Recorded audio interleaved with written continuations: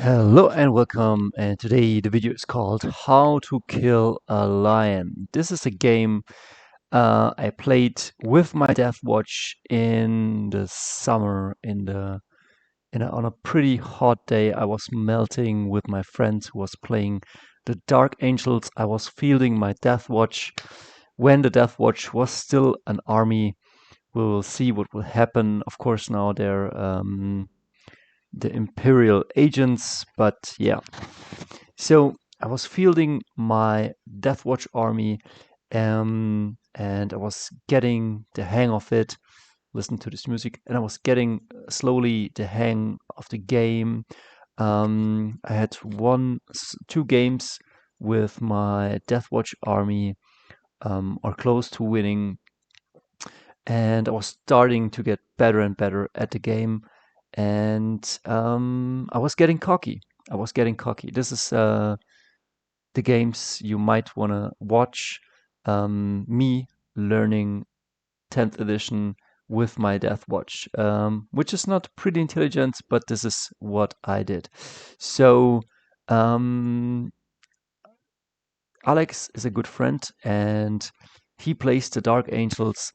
And yeah, let's get into the game. But before we go into the game, I have to say I kind of trash talked him before we started to play the game because I was watching a lot of games for the Deathwatch, and I was starting to see where they have their strengths and how they can punch really, really hard.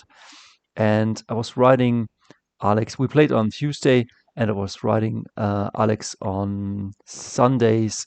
Man, you better come with a good list because I will crush your soul in this game. And so he grew kind of fearful, and that was a big, big mistake. So I'm sorry for those photos, but as you can see, I painted up a Vindicary Assassin. Sorry for the quality of the picture. And I got some Raven Wing bikers. So as you can see, I was assembling them and putting on fresh color. And yeah, we start right into the game. And didn't I make some photographs of his army? Strange. So I should have shown you his army. Like on that day, it was pretty hot. But I'm also sorry for the picture quality, but stay still until the end of the video because the lesson of this video will be just fantastic. So I brought my Deathwatch bikers, which are normal bikers, but they have a really good melee profile and they could use the special issue ammunition. And I brought my Land Raider, and I brought some, well, the usual setup, some um, Deathwatch veterans, and Alex with his Space Marines, no, Dark Angels brought Inner Circle companions, kind of like Blade Guard, but they have the smoke. And then he brought AZREAL with a bunch of Stern Guard veterans, which is pretty nasty. And that's and at the end of the game, I will show you what I learned from that. And then he brought Line L. Johnson, and he brought, as you can see, a bunch of Terminators with a captain. No, a bunch of Terminators with a librarian, I guess. And then he bought also, or he brought a Redemptor Dreadnought. And here is AZREAL with his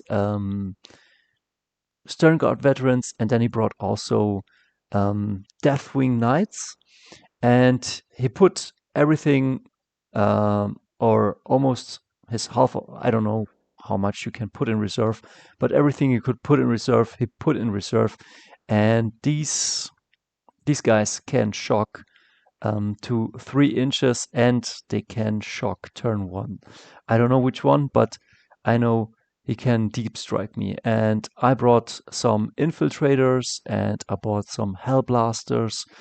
And turn 1, pretty much, I think he got turn 1, and he left everything behind cover because he was afraid to get shot at. And he bought brought also a Brutalis Dreadnought and a normal Dreadnought. And I brought, as you can see here, the glory of the Deathwatch, the Proteus Kill Team, which is now Legends, but rest assured I will play the hell out of Legends for the next 20 editions if I have to. Of course, this Terminator looks a bit like Mickey Mouse, and that's how you can know that these guys are really evil and bad boys. So the Proteus Kill Team can field or could field up to 4 Deathwatch Terminators. As you can see, I can bring 3 heavy weapons with these guys, and I have one with a Thunderhammer and a shield, and I got a Deathwatch Sergeant, and I think I got 2 Thunderhammers, and I bring a bunch of shields. I don't know. Oh, what's this guy? This guy is the Watchmaster.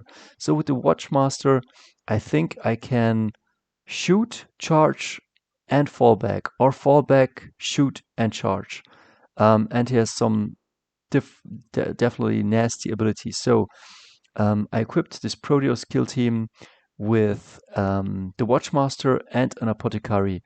And I gave one of those the Beacon Angelus, and that's why I am deep striking behind enemy lines. And here you can see my Pokemon marker is the Oath of Moments on his Vanguard veterans, but AZREAL gives these guys a feel no pain, so it's pretty painful. I'm moving out of cover. I'm shooting with my bikers, trying to use my special issue ammunition, try to hold the line, and yeah, here there was a Land Raider one turn ago, and what he did is with AZREAL. I think Sterngard veterans on a 6. What do they have? Lethal hits. So on a 6 they have lethal hits, and he shot at my Land Raider with his Sterngard veterans, and then he shot some more, and I think he kind of killed it with lethal hits. And I don't know if the plasma. No, wait, this one. This gun with the last gun is the, what's his name? You know what I mean. Like this Dreadnought with the last gun did take a few shots on my Land Raider, and AZREAL did take a few shots on my Land Raider. So the Land Raider was gone, which was a huge bummer, but well, I didn't know that the Sterngard veterans would punch as heavy as they did. Of course, Alex is the guy who introduced me into A Song of Ice and Fire, and every time I was playing for the game, 40k, he was the guy I could like scream from one table to the other table, and I would ask him for advice. And what Alex told me was always re-roll everything if you have lethal hits. Be greedy, be a greedy man. Always try to fish for 6s. Like that's what he told me, and that's what I did when I overcharged. He told me 2 things: always overcharge plasma, and always fishing for 6s. So this guy is ruthless. And my Land Raider gone. And here come down the what's these called? Deathwing Knights. They negate 1 wound, and they punch really hard. I think they have a life point more. This is a Space Marine captain leading this Deathwing Knights, and they are punching the hell out of my Hellblasters. On this day, yeah, my positioning wasn't good, my list wasn't good, and because I had trash talked Alex so much that I would bring units and that I would win the game, he brought the best of the best of the best, and he really punched me really hard. I think we are in turn 1, turn 2. Up here is my Vindicary Assassin to take care of his AZREAL, or maybe even the Lion, I don't know. And here these are my infiltrators to screen out the drops he can do. But yeah, he is just, this is turn 2. He's just advancing with his. He got turn 1 the priority, then I was second, and now this is turn 2, his priority before it's my turn, and he's just advancing and wiping out my bikers, wiping out my marines, and it's pretty ugly. It's pretty ugly. I go into this team with the Deathwing Knights, and he ate my Hellblasters for lunch, and I moved in with my Deathwatch veterans and with my Judiciar, and I think I chopped out 2 of his Deathwing Knights, and that's it. And then he strikes back, and yeah, out of 5 of my guys, I think, are gone. AZREAL, the coward that he is, doesn't want to get charged, as you can see here. These are my units that want to advance and charge into his team. But before I can do this, the Lion L. Johnson, rapid ingresses for 1 or 0 CP and is prepared to intervene heroically if I would charge into these guys. So AZREAL brought not only his Vanguard veterans, Vanguard veterans, he brought also the Lion as his babysitter. And if you want to tell me how to kill a lion, put it please down below, because I don't know. This guy is pretty ridiculous, although maybe he's pretty good right now. And yeah, pretty tragic. I had my Proteus kill team here, and I was about to charge into these guys. But then Alex, always the good advisor, said, "Hey man, you can't like I had minis up going up till here, So it's a 4-inch charge or something like that, and I had 1 or 2 CPs, and he said, okay, you can't fail that charge. I mean, I think you won't fail that charge. So maybe you should drop a grenade either on these guys or on this dreadnought." And I was thinking, yeah, maybe he's right. But I tell him, no, I don't want to spend a CP. I need that CP for a reroll if I don't make it in here. And he says, come on, it's a game. You're learning. Spend that CP. And I drop a grenade, I think, on this dreadnought, and he takes a bunch of mortal wounds, and I'm pretty happy. And so after that, I roll a charge, and of course, I roll a double 1 or double 2. No, I mean, I roll a double 1, something like that, because on on on a 3 or on a 4, I make the charge, but on a double 1, I don't. And I roll a double 1, something like that, and I can't charge in. And I stand there like a stupid idiot with all of my troops. The rest is here in the ruin, and I cannot charge in. And he looks at me, and he's like, "Oh man, I didn't see that coming."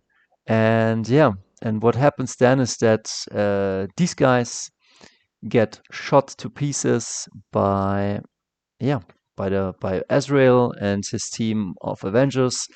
The Lion goes off to chase my Judiciar. His Eradicators come in, and I don't know what they do. And I have Vanguard veterans in reserve to score points in his backfield, but it's pretty bad. And at this point, I'm pretty devastated. Like, there wasn't a game in 40k while I was learning the game in which I got so punched so hard and so nasty. And this is the game that always almost wanted to make me want to quit 40k, because I was so stomped so hard. And Alex is a good player, but I was stomped so hard, and yeah, it felt kind of bad. It didn't feel like a game at all. Like up until this point, I was experiencing being humble and learning the game and making progress, and It didn't matter if I win or lose, but this game just felt like I was being tabled and stomped. And when I got home, I was a bit, yeah, a bit disappointed. And also I was like, okay, 40K, like this felt so bad. Like it just wasn't. Maybe this game isn't for me.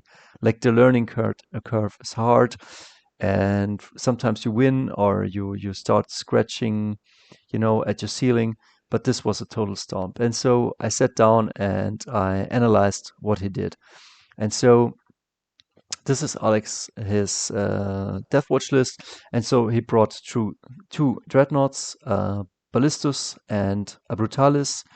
He then had an Impulsor. In that Impulsor were 6 inner cycle companions and a hero, which made them good. Like he can deliver them, they don't have to run, they get out, they chop something to pieces. Here's his artillery piece, then he got AZREAL and the Stern Guards, 4 up, feel no pain, a lot of shots, sustained hits, devastating wounds. Yeah, that's the combo. Oh, now I remember. Sustained hits and devastating wounds. So, yeah, that's not good. Sustained hit stays on a 6. You automatically generate another hit. And devastating wounds says that I think that wound is automatic, an automatic wound. I mean, it's almost like a mortal wound. I think only a feel no pain um, can negate that. But yeah, so he was shooting at my he killed with this. He killed my Land Raider. Then he got 5 intercessors to grab the objectives, and he had 3 eradicators to deal with armor. Then he got the Lion, which is a huge beatstick and a protective bodyguard. And then he got his Deathwing Knights with a Terminator Captain and a Teleport Homer, and he can teleport turn 1 or 2, and he can teleport up to 3 inches and he will rapid ingress them. And then his second punch, like his left and right punch, is Terminators and Librarian and also Teleport Homer. So he has 2 big punches, a left and a right hook. He got a bunch of people for his backfield. He got a huge beatstick. Not that he needs it, but he has like 3 beatsticks. And yeah, like this list is good. Yeah, I mean, it's just good. It's not super creative, but it's a good list. And I was thinking maybe I will copy that for my future Deathwatch Space Marine army because yeah, and yeah, that's what I analyzed. And I brought good units, but maybe too fluffy, maybe not good enough aligned, no game plan. And I mean, that's okay. I mean, I'm a beginner. This is like maybe my 8th game of 40K. And some might say, oh, on your 8th game, you can get really, really good. But no, because 40K is kind of complicated. A lot of abilities, a lot of armies, um, a lot of movement shenanigans, a lot of stuff you gotta learn. But yeah, this is the game that crushed my soul, that made me wanna quit Warhammer 40K. That evening, I ordered a Dreadnought. I think a Redemptor Dreadnought. I bought it, and yeah, I'm planning to build it and to field it and to claim revenge. See us in the next video.